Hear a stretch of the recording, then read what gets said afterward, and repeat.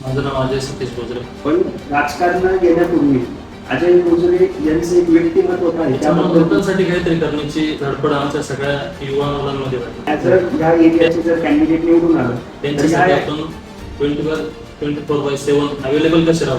अजून मतदान म्हणजे 24/7 तुमची अवेलेबिलिटी लोकांना राहणार. उद्या काम करण्यासाठी पद असावं यापेक्षा काम करण्याची जिद्द माझ्यामध्ये आहे.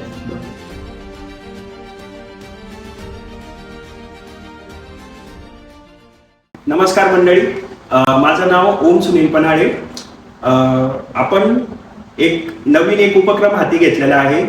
सिन्नर मंथन या प्लॅटफॉर्मच्या साह्याने, यूट्यूबच्या प्लॅटफॉर्मच्या साह्याने आपण सिन्नर नगर परिषदाच्या जसं निवडणुका लागलेल्या आहेत बरोबर, त्या हिशोबाने आपण जे निवडणुकांमध्ये जे प्रभावशाली त्यांच्या प्रभागातील जे मुद्दे आहेत त्या हिशोबाने आपण ह्या पॉडकास्टमध्ये त्या संदर्भात चर्चा करणार आहोत. जसं की आता आपल्यासोबत सिन्नर नगर पालिकेच्या जे निवडणुका लागलेल्या आहेत त्या हिशोबाने आपल्यासोबत एक उमेदवार आहे. त्यांचं नाव श्री अजय बोजरे दादा आहे. त्यांचं मी पहिले नमस्कार करतो की त्यांनी त्यांचा टाइम देऊन या पॉडकास्टला आपण आपला टाइम दिला व या चर्चेला तुम्ही एक पॉझिटिव्ह रिस्पॉन्स दिला बरोबर. आता या पॉडकास्टमध्ये आपण नेमके एक्झॅक्ट जे निवडणुकीच्या रिंगणात जे उमेदवार उतरलेले आहेत ओके, त्या संदर्भामध्ये तुमच्या एक्झॅक्ट उपाययोजना काय आहे, प्रभागात तुमच्या प्रभागातील जे काही प्रश्न आहेत ओके, सामाजिक प्रश्न असू, विकासाचे मुद्दे असू, त्या हिशोबात तुमचा एक्झॅक्ट दृष्टिकोन काय व तुम्ही लोक ज्यावेळेस तुम्ही निवडणुकांना समोर जाणार ओके, तर एक ऍज अ मतदार म्हणून लोकांनी तुम्हालाच का मतदान द्यावं या हिशोबात तुमचे जे उपाययोजना आहे, तुमचं जे विजन आहे तुमच्या एक्झॅक्ट पूर्ण प्रभागासाठी, त्याच्या संदर्भात एक दोन शब्द एक आपण ह्या प्लॅटफॉर्मच्या माध्यमातून तुम्ही प्रभागासाठी तुम्ही काय करू शकता त्या हिशोबाने आपली चर्चा चालू. तर मी सर्वात पहिले आपलं एक इंट्रोडक्शन देऊ इच्छितो की तुमचं इंट्रोडक्शन काय आहे काय नाही ते तुम्ही सांगू शकता. सर्वप्रथम सर्वांना नमस्कार. माझं नाव अजय सतीश बोजरे. आज माझ्या प्रभागामध्ये मी काम करत असताना किंवा अनेक समस्या ज्यावेळेस आपल्याला स्वतःला उद्भवतात, माझ्या घराच्या आसपासचा जो पूर्ण परिसर आहे त्या परिसरामध्ये अनेक वर्षापासून पाण्याचे प्रश्न, गटारीचे प्रश्न, रस्त्यांचे प्रश्न असे अनेक दिवसापासून संभाव्य मला ते त्रासदायक ठरतात. परंतु त्यावर कुठल्याही प्रकारची उपाययोजना न झाल्यामुळे आणि गेल्या 2 ते 3 वर्षापासून तिथं प्रशासन लागू असल्यामुळे कुठल्याही प्रकारचं काम न झाल्यामुळे तिथं आज आमच्या परिसरामधले जे सर्व रहिवासी आहेत त्या रहिवाशांना सर्वांना वाटलं का आपला एखादा हक्काचा माणूस नगरपालिकेत असावं जेणेकरून त्यांच्याकडनं आपल्या सर्व समस्या सुटाव्या अशी सर्व जनमातांची इच्छा झाली.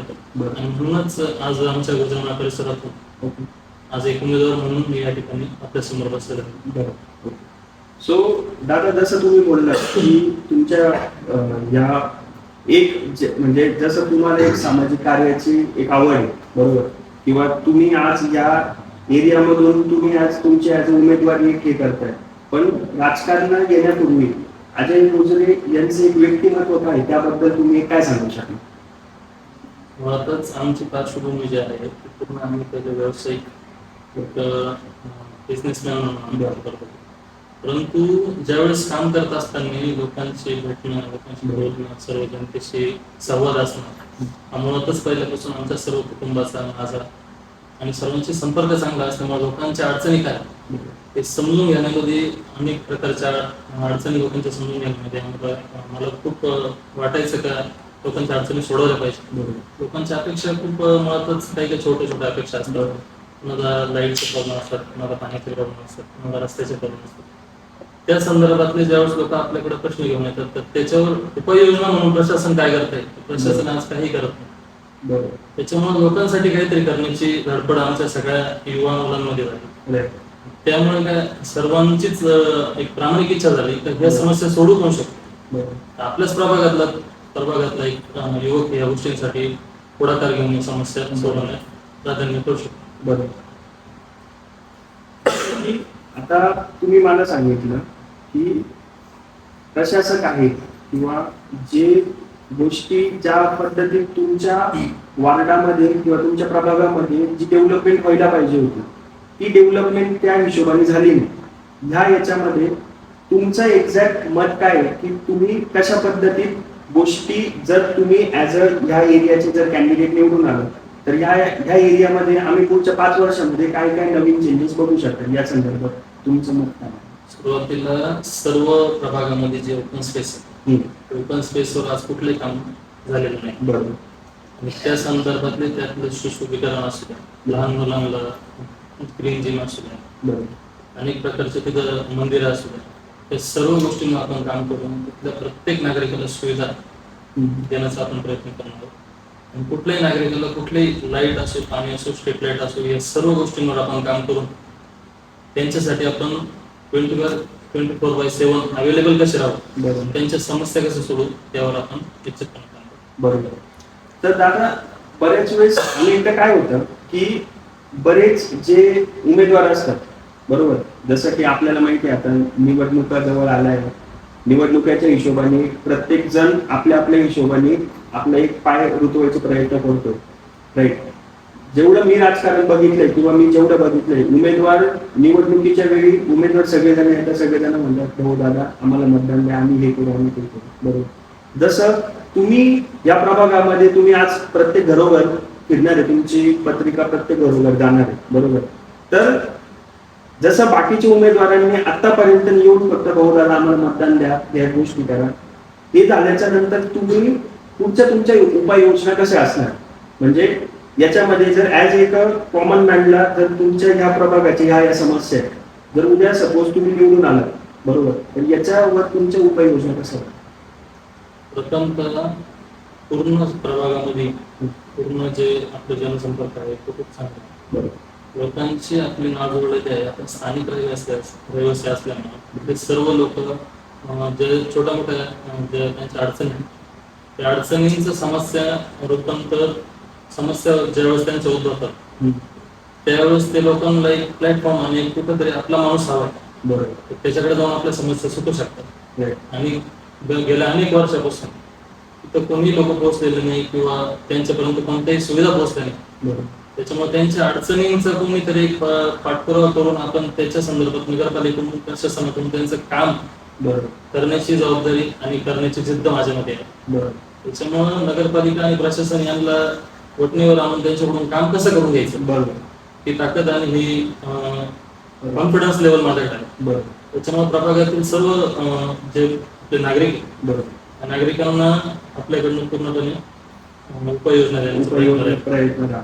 म्हणजे सोप्या भाषेत जर बोलायचं ठरलं जर आजूबाजूला मतदान म्हणजे 24/7 तुमची अवेलेबिलिटी लोकांना राहणार. उद्या भविष्यात कोणतं काही जरी काम आलं तरी तुम्ही त्यांच्यासाठी अवेलेबल 100% राहा. ते पदावर जरी नसलो बरोबर तरी पण माझं ते काम चालू शकतं. 100%. आता तुमचं एक्झॅक्ट तुमचं बाकीच्या एरियामध्ये पण तुमचा प्रभाग सोडून पण तुमचं एक समाजासाठी एक जे कार्य आहे ते खूप मोठं आहे जे की पुण्या सिन्नर तालुक्याने बघितलेलं आहे, बरोबर. आता दादा जसं मी तुमच्या एरियातून येत होतो ट्रॅव्हलिंग करून तसं मला जाणवलं की तुमच्या एरियातले रस्ते झाले की रस्ते ज्या पद्धतीत डेव्हलपमेंट व्हायला पाहिजे होते, जसं की सपोज आता माझं एरिया आहे विजयनगर, त्या एरियामध्ये रस्त्यांचं एकदम प्रॉपर गोष्टी झालेल्या आहेत.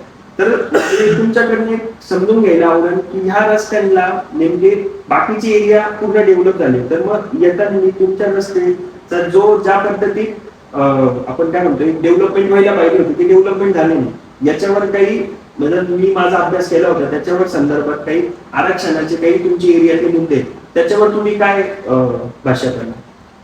खरं तर गेला महत्वाचा प्रश्न मी विचारला आहे. गेल्या 20 वर्षापासून पूर्ण आमचं पूर्ण जे शेतकरी वर्ग आहे, स्थानिक एरिया असल्यामुळे पूर्ण शेतकरी त्या ठिकाणी आहे. आणि अनेक दिवसापासून तिथं जवळपास 5 ते 6 प्रकारचे आरक्षण तिथे पडलेले असू द्या, प्रस्तावना असू द्या, प्ले ग्राउंड असू द्या, असे अनेक प्रकारचे आरक्षण असल्यामुळे तिथं कुठल्याही प्रकारचं नगरपालिकेकडनं कोणतीही जागा तिथे नगरपालिकेने ऍक्वर केलेली नाही. शेतकऱ्यांना त्याचा मोबदला दिला नाही. त्यामुळे तिथल्या शेतकऱ्यांना तिथं बांधकाम करण्याची सुद्धा परमिशन तिथं आज नाही. त्यामुळे तिथले कुठल्याही ओपन स्पेस तिथं आरक्षण असल्यामुळे एनएस नसल्यामुळे तिथले सर्व शेतकरी आज तिथे शेतीच्याच उपजीविकेवर राहतात ते. बरोबर. पण ते कुठल्याही प्रकारचे डेव्हलपमेंट आता करतात. तर सर्वप्रथम आपण नामदार कोकडे साहेब यांच्याकडून मागणी करणं, ते पूर्ण आरक्षण उठवून तिथल्या शेतकऱ्यांना तिथले पूर्ण शेती डेव्हलप करून तिथल्या सर्व रहिवाशांना तिथला बांधकाम करण्याचे परमिशन देणं, आपल्याला तिथला परिसर हा सुशोभित करायचा आहे. बरोबर. त्यामुळे हेच माझे प्रयत्न असणार आहे. आरक्षण हे पूर्ण उठून एक तर नगरपालिकेने त्याच्यावर काहीतरी उपाययोजना करावी. बरोबर. नाही तर पूर्ण शेतकऱ्यांचं जे आरक्षण आहे ते पूर्ण काढून घ्या, याच्यासाठी माझे पूर्ण प्रयत्न असतात. पूर्ण प्रयत्न म्हणजे तुमच्या वचननाम्यामधला हा एक आपण महत्वाचा मुद्दा म्हणू शकतो. बरोबर. आता दादा, जसं तुम्हाला माहिती आहे की आजकाल जे महिला आहेत, बरोबर, ते रात्री 9 वाजेच्या नंतर, जसं सपोज महिला आपल्या तहसीलचा एरिया झाला किंवा सिन्नर पोलीस स्टेशनचा एरिया झाला, तुम्ही तिथं बघतात की महिला झाले की ते रात्री 11, 11:30 किंवा 10, 10:30 पर्यंत एक मोकळा वावर करू शकतात. तसं तुमच्या एरियामध्ये त्या एरिया म्हणजे जसं की त्या एरियामध्ये जे मोकळीक आहे महिलांसाठी, बरोबर, आणि जसं की आपण पण बघितलं मागच्या 3 ते 4 वर्षामध्ये बरेच खूप सारे इन्सिडेंट घडले की महिलांवर थोडा म्हणजे एक रात्रीच्या वेळी एक कुठेतरी भीती आहे किंवा ते कशा पद्धतीत त्यांच्या एरियात येऊ जाऊ शकतात, राईट. मग त्या संदर्भात तुमच्या काही उपाययोजना असणार? महिलांच्या बाबतीत जे प्रश्न आहे, रात्री महिला फिरू शकतात यासाठी आपण सर्व आपल्यामध्ये माझं मित्रमंडळ आहे, माझं गुजरात मित्रमंडळ, सावकाश राजा मित्रमंडळ, या सर्व टीम मी सर्वांनी याच्यावर गेल्या 3 महिन्यापासून काम करण्याचा प्रयत्न सुरू केला आहे.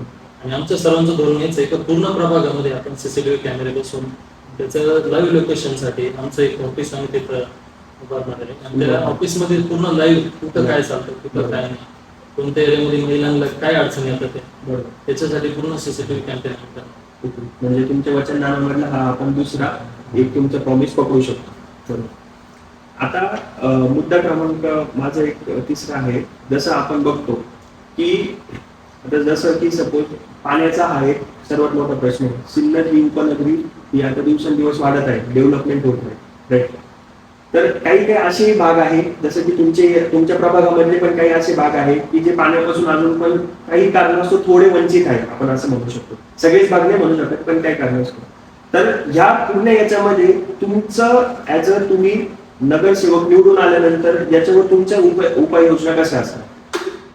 बऱ्याच ठिकाणी आता नवीन एरिया खूप वाढलेले आहेत. उपनगरांमध्ये समस्या हीच भेडसावते का बरेचसे बिल्डिंग लाईन्स असो, मोठे मोठे डेव्हलपर्स असो, यांच्या जे डेव्हलप झालेल्या साईड आहे त्या साईड पर्यंत अजूनही पाईपलाईन पोहोचलेली नाही. पाईपलाईन पोहोचवण्यासाठी, तिथल्या लोकांना सुविधा मिळवण्यासाठी आपण नगरपालिके विशिष्ट प्रकारचे अर्ज दिलेले. सर्व जे नवीन एरिया वाढलेले त्या हद्दीमध्ये नगरपालिकेचा पाणी पुरवठा कसा सुरळीत होईल यासाठी आपण उपाययोजना करणार आहोत. बरोबर. आता जसं की दादा तुम्हाला माहिती आहे की जसं की महिला आहे, बरोबर, महिलांच्या जे बेसिक नीड काय आहे की आपलं घरात टाइम टू टाइम एरियामध्ये पाणी येणं इम्पॉर्टंट आहे. दुसरा मुद्दा की जसं सपोज जे त्यांचे डे टू डे हाऊस होल्डचा जो काही आपला कचरा आहे किंवा बाकीच्या या गोष्टी, बरोबर, की उद्या तुमच्या प्रभागातल्या महिलांना माझ्या घराबाहेर ज्यावेळेस एक ठराविक टाइमामध्ये माझा जो काही कचरा आहे, ज्या काही योजना आहे त्या संदर्भात ॲज अ वेस्ट मॅनेजमेंट म्हणून तुम्ही तुमच्या प्रभागात काय नवीन उपाययोजना करणार? प्रभागामध्ये अनेक ठिकाणी कचऱ्याच्या खूप समस्या आहे. बरोबर. आज बऱ्याच ठिकाणी कचरा जो बाहेर टाकला जातो, बरोबर, त्या कचऱ्याच्या एक कचरा कुंडी आपण जसे म्हणतो ते बऱ्याच ठिकाणी कुठेही नाहीये. बरोबर. बऱ्यापैकी कचरा लोक गाडीतच टाकतात, पण तरी पण जो इतर वेळेमध्ये जो कचरा आपण बाहेर टाकला जातो, समजा नगरपालिकेत गाडी सकाळीच येते, दिवसभर जो कचरा साचला जातो ते बऱ्यापैकी रस्त्यावर कधी कधी होऊन टाकला जातो. तर त्याच्याकरता आपण प्रभागामध्ये पूर्णपणे जिथं जिथं शक्य होईल तिथे आपण कचराकुंडीची मोठी जे पूर्ण त्याचे ब्रॅकेट करून तिथं कचराकुंडी टाकण्याचा प्रयत्न करणार आहोत, जेणेकरून जो रस्त्यावर कचरा येतो तो येणार नाही. आणि नगरपालिकेच्या पण जे कर्मचारी ते कर्मचाऱ्यांना पण खूप असं काही फिरवायला लागणार नाही. तो एकाच ठिकाणी सर्व प्रत्येक गल्लीमध्ये आपण ती कचराकुंडी टाकण्याचा प्रयत्न करणार. त्याच्यामुळं बऱ्यापैकी जे नगरपालिकेचे कर्मचारी त्यांना कुठल्याही प्रकारची अडचण होणार. आता दादा आणखीन एक मुद्दा असा आहे की जसं आपण बघतो की एक ज्यावेळेस संध्याकाळच्या वेळी, जसं संध्याकाळ होती 7-1 नंतर अंधार पडतो, तर बऱ्याच वेळेस बऱ्याच ठिकाणी स्ट्रीट लॅम्प, लाईट, दिवे ज्याला म्हणतो आपण, बरोबर, स्ट्रीट लॅम्प असतात पण ते कधी चालू असतात कधी बंद असतात, बरोबर. मग ह्या संदर्भात किंवा चालू असले तर ते सकाळी सुद्धा चालू राहतात. आता जसं की आता मध्यंतरी आमच्याच एरियामध्ये मी बघितलं सगळ्या गोष्टी, ते स्ट्रीट लॅम्प होतात, मी त्याचं पेपरला निवेदन दिलं, तुम्ही कदाचित वाचलं पण असणार ते, बरोबर. तर ह्या संदर्भात जसं की ह्या लाईटीच्या संदर्भात किंवा जे तुमचे स्ट्रीट लॅम्प आहे की हा प्रॉपर टाइमात चालू होईल, प्रॉपर टाइमात बंद होईल, याच्या संदर्भात तुमचे काय उपाययोजना असणार? तर बऱ्याच ठिकाणी असं झालेलं आहे तर नवीन एरियाज जे वाढलेले आहे, बरोबर, त्या एरियामध्ये मुळात स्ट्रीट लाईटचा खूप तुटवडा आहे आणि वादळी वाऱ्या पावसामुळे बरेचसे स्ट्रीट लाईट खराब झालेले आहेत. तर पहिल्यांदा मुळात जे स्ट्रीट लाईट खराब झालेले त्यांची दुरुस्ती करून तिथलं स्ट्रीट लाईट आपण चालू करायचं नियोजन आताच केलेलं आहे. आणि जिथं गरज आहे आता सध्या तिथं हायमासची गरज आहे, जिथं स्ट्रीट लाईट आपल्याला नवीन टाकायची आहे त्याच्या संदर्भातलं पण आपण एक पत्र तयार करून नगरपालिकेमार्फत ते काम आपण करून घेण्याचं बरोबर. म्हणजे तुमच्या ज्या वचननाम्यामधला हा आपण 5व्या नंबरचा मोठा मुद्दा समजू शकतो, बरोबर. आता दादा जसं तुम्हाला माहिती आहे की बऱ्याच एरियांमध्ये आता जसं की लोकवस्ती वाढत आहे, आपल्या ह्या गोजरीनगर परिसरात किंवा प्रभाग क्रमांक 9 मध्ये मोस्ट ऑफ सगळं कामगार वर्ग हा जास्त आहे, बरोबर. तर त्यांचे ज्या मुलांसाठी किंवा जे सिनियर सिटीजन असणार, बरोबर, त्यांच्यासाठी तुमचे काय उपाययोजना असणार?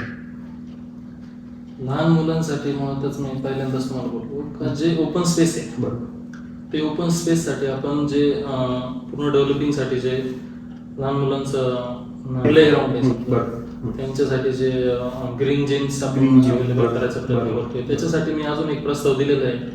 लहान मुलं असो मोठे पण आपले जे युवा तरुण आहे ते युवा तरुणांसाठी पण आपण एक जिमचं पण प्रस्तावना करून जिम मंजूर पण झाली.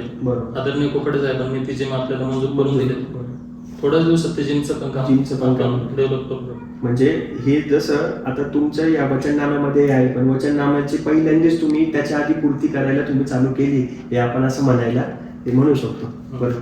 आता यातला दुसरा एक आणखीन एक महत्त्वाचा एक प्रश्न आहे, जसं आपल्या एरियामध्ये जसं तुम्ही पण तुमच्या कानावर पण आला असेल, बऱ्याच ठिकाणी या संदर्भामध्ये बऱ्याच ठिकाणी घरफोडी झाली किंवा बाकीच्या ह्या गोष्टी झाल्या, बरोबर. तर आता हे घरफोडी होणं किंवा बाकीच्या ह्या गोष्टी होणं हे काही एका दिवसातला हा काही विषय नाही. मग जे सपोज अननोन लोक म्हणा किंवा जे तुमच्या वार्डात फिरताय, बरोबर, नो डाऊट तुम्ही 24/7 तुम्ही अवेलेबल नसू शकता, आपण सीसीटीव्हीची उपाययोजना करणार आहे, पण अशा संदर्भात जर अशा गोष्टी जर काही हे होत आलं किंवा काही निदर्शनास आले तर त्यावरती तुम्ही काय उपाययोजना करणार? कारण की बेसिक माणसाचं एक मत काय की मला चांगल्या रस्ते पाहिजे, मला पाण्याची उपाययोजना पाहिजे, माझी फॅमिली सेफ पाहिजे, बरोबर. कारण की मोस्ट ऑफ जणांचं म्हणजे फॅमिलीच नाही पण ऍज अ आपला प्रॉपर नागरिक म्हणून याच्यावर तुमचं काय मत आहे किंवा तुम्ही जे ऍज अ कॅन्डिडेट तुम्ही उभं राहतात, बरोबर, याच्या संदर्भात याच्यावर तुम्ही काय हे करणार? मत म्हणजे चोरी, घरफोडी, महिला ज्या वेळेस आपण भाजीपाल्याला किंवा किराणाला किंवा कुठल्याही जे आपल्या रोज ज्या हव्या असणाऱ्या गोष्टी घेण्यासाठी बाहेर निघतात त्यावेळेस आपण बऱ्यापैकी बघतो का चेन स्मॅशिंग अशा बऱ्यापैकी गोष्टी घडतात. लहान मुलं हातात असतात त्याच्यामुळे महिलांवर त्यांचा प्रतिकार करणं शक्य होत नाही 100%. त्यामुळे प्रत्येक ठिकाणी जे आपण सीसीटीव्ही कॅमेरे लावणार त्या ठिकाणी बऱ्याचपैकी ठिकाणी आपण मोस्टली जे चौक आहे त्या चौकात आपण पोलीस स्टेशनद्वारे एक पोलीस चौकी उभारण्याचा निवेदन आपण या ठिकाणी पोलीस स्टेशनला या ठिकाणी देणार आहोत. बरोबर. म्हणजे भले त्या पोलीस चौकीमध्ये आपले जसे पोलीस मित्र झाले, होमगार्ड झाले, त्या पद्धतीतले म्हणजे उपाययोजना असेल तर ह्या गोष्टी कमी होऊ शकतात, बरोबर. दादा आता आपण या पूर्ण म्हणजे ओव्हरऑल आपल्या पूर्ण डिस्कशन मधून तुमचं विजन काय आहे लोकांसाठी, एक तुमची तळमळ आहे की तुम्हाला एक ह्या गोष्टी पुढे करायच्या आहेत, बरोबर. आता एक मी रॅपिड फायर तुम्हाला क्वेश्चन विचारणार आहे की ऍज अ मतदार म्हणून लोकांनी अजय भाऊ गोजरे यांनाच मतदान का द्यावं? कसं आहे, ज्या वेळेस आपण एखाद्या मतदाराकडं मतदान मागतो, बरोबर, त्यावेळेस त्या मतदाराच्या अपेक्षा आपण जाणून घेणं गरजेचं असतं, बरोबर. आणि मुळातच मी व्यावसायिक असल्यामुळं बऱ्याचशा म्हणजे जी जनता आहे जे काही लोक आहेत ते लोकांची माझा संपर्क चांगला आहे. बरोबर. त्याच्यामुळे ते एक सहज मित्राप्रमाणे, एक भावाप्रमाणे, बरोबर. एक आपल्या मुलाप्रमाणे बरोबर. सर्व समस्या आपल्यापर्यंत मांडतात. बरोबर. त्याच्यामुळे त्या प्रशासनाच्या वतीने त्या गोष्टी आपल्याला करून आणणे बरोबर. आणि लोकांच्या छोट्या छोट्या समस्या असतात, लोकांच्या खूप मोठ्या समस्या नसतात.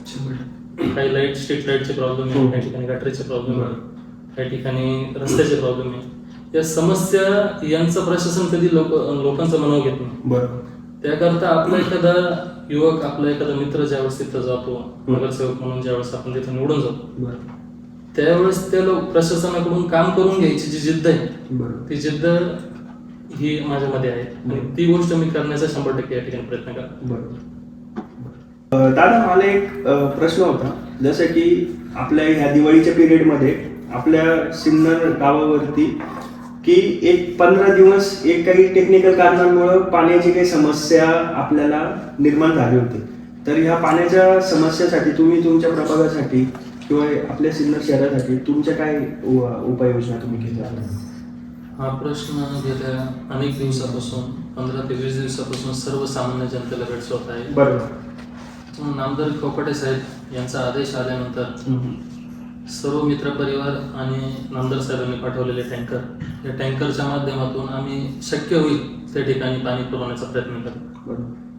तो प्रश्न गेल्या 15 ते 20 दिवसापासून जास्तच प्रमाणात उद्भवला गेला होता आणि आता ज्या ठिकाणी पाणी पोहोचवता आलं त्या ठिकाणी आम्ही खूप प्रयत्न केला आणि अजूनही पण ती समस्येचं निराकरण चालू आहे आणि अजूनही आम्ही टँकर पोहोचवण्याचं काम सुरळीतपणे चालू आहे. आता दादा, मला एक तुमच्या जीवनाविषयी एक प्रश्न विचारायचा होता. जसं की आता अजय गोजरे हे कोण आहे हे अख्ख्या सिन्नर शहराला, तुमच्या प्रभागासाठी नोन पर्सनॅलिटी, बरोबर. पण अजय गोजरे हे व्यक्तिमत्व त्यांनी त्यांच्या आयुष्यात या समाज कार्यामध्ये किंवा समाजाच्या ह्या गोष्टीमध्ये, बरोबर, एक्झॅक्टली तुमचं कॉन्ट्रीब्युशन तुमच्या प्रभागासाठी व सिन्नर शहरासाठी एक्झॅक्ट काय काय आहे यावरती तुम्ही भाष्य करू शकता? गेल्या अनेक दिवसापासून छत्रपती शिवरायांच्या जयंतीनिमित्त गुजरेमाळा मित्रमंडळ आणि माझे सर्व मित्रपरिवार सहकारी आम्ही गेल्या अनेक वर्षापासून छत्रपती शिवाजी महाराजांची जयंती उत्स्फूर्तपणे साजरा करण्याचा प्रयत्न करतो.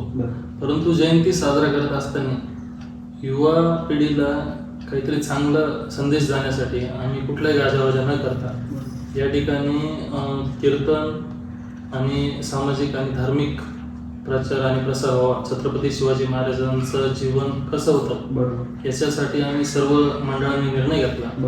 तर कुठल्याही प्रकारचा गाजावाजा डीजे न लावता महाराजांची जयंती खूप चांगल्या पद्धतीने त्यांचा जीवनाच्या आधारित पूर्ण त्यांचं जे आयुष्य गेलं, आयुष्य कसं आणि कोणत्या स्वरूपात गेलं याच्यासाठी आम्ही कीर्तन स्वरूपात ते मांडण्याचा प्रयत्न केला. आणि जसं की दादा, काही ठिकाणी आपण बघितलं की रस्त्यांच्या ज्या समस्या आहेत, या रस्त्यांच्या समस्यांमध्ये जसं माझे पण जे काही मी आर्टिकल्स वाचले, गोष्टी वाचल्या, त्यातून मला एक असं निदर्शनास आलं की तुम्ही तुमच्या भागातले किंवा प्रभागातले रस्ते जे आहे ते तुम्ही वेळेच्या पहिलेच मंजूर करून आणले. याच्या मागची एक्झॅक्ट स्टोरी काय आहे की हे प्रभागातले जे तुमचे मतदार श्रोते आहेत त्यांना एक ऐकायला व्यवस्थित वाटेल. सो आता हे एक्झॅक्ट याच्यातली, आता मी पण समाजकार्यामध्ये आहे, सो मला ती चढाओढ आहे की मी अपडेट घेत राहतो सिन्नर गावासाठी, सिन्नर शहरासाठी पूर्ण एक्झॅक्ट. तर ह्या पूर्ण याच्यामध्ये तुम्ही एक्झॅक्ट तुमची उपाययोजना काय केली? आरक्षण हा मुद्दा मी तुम्हाला मगाशीच बोललो होतो. आरक्षण या गोष्टीमुळे बऱ्याच ठिकाणी विकास कामं झालेले नाही, परंतु नामदार साहेबांच्या माध्यमातून ज्या ठिकाणी रस्ते करणं शक्य होईल या ठिकाणचा आढावा घेऊन तिथल्या लोकांशी संपर्क करून लोकांच्या मागण्या ऐकून त्याच्यावर जे काम करते याच्यासाठी एसटी कॉलनी असो, उद्योग भवन परिसरातले काही रस्ते असो, अशा अनेक ठिकाणच्या रस्त्यांच्या मंजुरी आपण करून घेतल्या आणि नामदार साहेबांच्या या सगळ्या त्यांच्याकडे केलेल्या पाठपुराव्यामुळे आज बऱ्याच ठिकाणी रस्त्यांचे कामही पूर्ण सुरळीतपणे चालू झालेले आहेत. म्हणजे हे म्हणायला वावबा काही ठरणार नाही, लोकांना निवडून आल्याच्या नंतर ते नगरसेवक झाल्यानंतर हे सगळे कामं करतात. हे तुम्ही निवडून यायच्या पहिलेच तुमच्या वचननाम्यामधला एक जो चेकबॉक्स आहे तो आपण टिक करून टाकलेला आहे, असं म्हणण्यात काही वावगं नाही. काम करण्यासाठी पद असावं यापेक्षा काम करण्याची जिद्द माझ्यामध्ये आहे आणि ती नामदार साहेबांकडून मला अतिप्रमाणात मिळते. 100%. आणि त्यांची प्रेरणा आणि त्यांचे काम करण्याची जी पद्धत आहे त्या पद्धतीमुळेच मी राजकारणात जास्त सक्रिय होण्याचं काम करतो. त्यामुळे अशा अनेक प्रश्नांना आपण उत्तर देऊन त्या प्रश्नांवर काम करून लोकांच्या समस्या सोडण्यात आपण कुठेही कमी पडणार नाही याची मी 100% आज सर्वांना खात्री देतो. म्हणजे आपण हे म्हणू शकतो की उद्या तुमच्या कोणाच्या काही जरी समस्या आल्या, जो मतदार ज्यांनी तुम्हाला 100% मतदान दिलेलं राहणार त्याचं चीज होणार.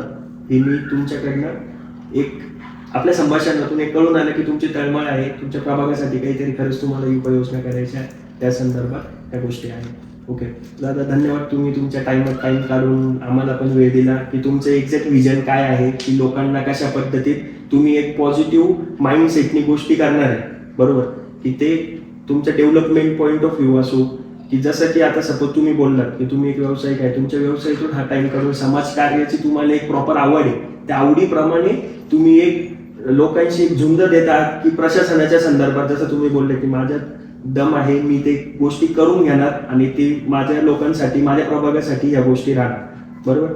तर धन्यवाद दादा तुमचा टाइम दिल्याबद्दल. आणि धन्यवाद सगळ्या रसिक श्रोतांना जे आमचा हा पॉडकास्ट बघत आहे. सिन्नर मंथन या प्लॅटफॉर्मवरनं माझा हाच एक प्रयत्न आहे की माझी पण एक तळमळ आहे की माझ्या गावासाठी, माझ्या सगळ्या नगरांसाठी जे कॅन्डिडेट उभे राहणार आहेत, ज्या पद्धतीत त्यांच्या काय उपाययोजना आहे आपल्या सिन्नर गावासाठी व सिन्नर परिसरासाठी, मी त्यांना पण प्रत्येकाला आवर्जून ह्या पॉडकास्टच्या माध्यमातून मी एक पॉझिटिव्ह तुमचं चर्चा काय राहणार आहे, गोष्टी काय राहणार आहे, तुम्ही तुमचे पण विचार शेअर करू शकता व तुम्ही आपल्या या यूट्यूब चॅनलला सिन्नर मंथन याला सबस्क्राईब करू शकता व ती नोटिफिकेशन बटन हिट करू शकता. धन्यवाद दादा तुमचा टाइम दिल्याबद्दल.